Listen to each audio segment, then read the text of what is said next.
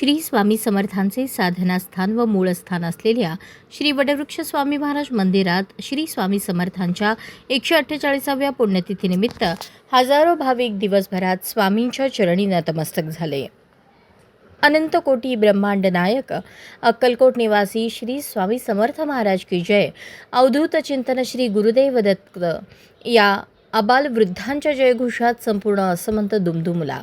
पहाटे 4 पासून श्रींच्या दर्शनासाठी स्थानिक आणि परगावहून आलेल्या भाविकांनी मोठ्या भक्तिभावाने अपार श्रद्धेने उपस्थिती दर्शवून स्वामींच्या चरणी नतमस्तक होत स्वामींचे दर्शन घेतले.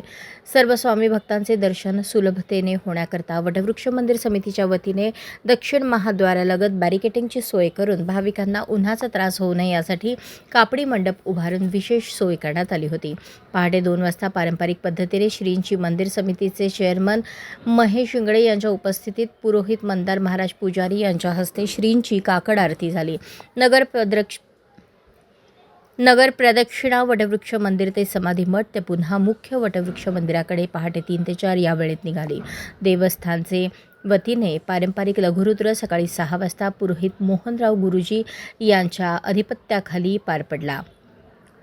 मंदिर समितीचे चेअरमन महेश शिंगळे, प्रथमेश शिंगळे यांच्या व विश्वस्त पदाधिकारी यांच्या प्रमुख उपस्थितीत पुरोहित मंदार महाराज पुजारी, व्यंकटेश पुजारी यांच्या हस्ते सकाळी 11 वाजता देवस्थानची महानैवेद्य आरती संपन्न झाली. दुपारी 12 वाजता अक्कलकोट राजघराण्याच्या वतीने श्रीमंत मालोजीराजे भोसले यांच्या हस्ते व देवस्थानचे चेअरमन महेश शिंगळे यांच्या प्रमुख उपस्थितीत श्रींना महानैवेद्य दाखवण्यात आल्या. दुपारी 12 ते 4 या वेळेत देवस्थानच्या पूर्वेकडील उपाहारगृह परिसरात भक्तनिवास भोजन कक्ष येथे सर्व स्वामी भक्तांना भोजन देण्यात आले. हजारो स्वामी भक्तांनी या महाप्रसादाचा लाभ घेतला.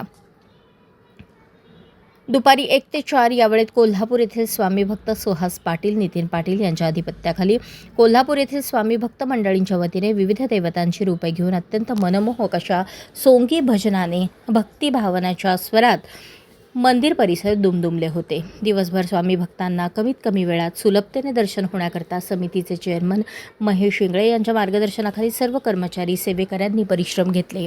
तत्पूर्वी श्री स्वामी समर्थ गुरुलीलामृत चरित्र पोथी पारायण सोहळ्याची समाप्ती, भजन सोहळा समाप्ती, धर्मसंकीर्तन सोहळ्याची समाप्ती करण्यात आली.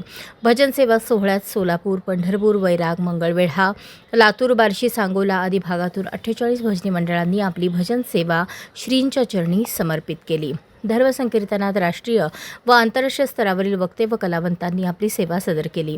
पारायण सेवा देवस्थानच्या विश्वस्त उज्ज्वलाताई सरदेशमुख, भजन सेवा व धर्मसंकीर्तन सोहळा चेअरमन महेश शिंगळे व ओंकार पाठक यांच्या अधिपत्याखाली संपन्न झाला. अशाच नवनवीन अपडेटसाठी जनता राज्य न्यूज चॅनलला सबस्क्राईब करा, लाईक करा आणि शेअर करायला विसरू नका.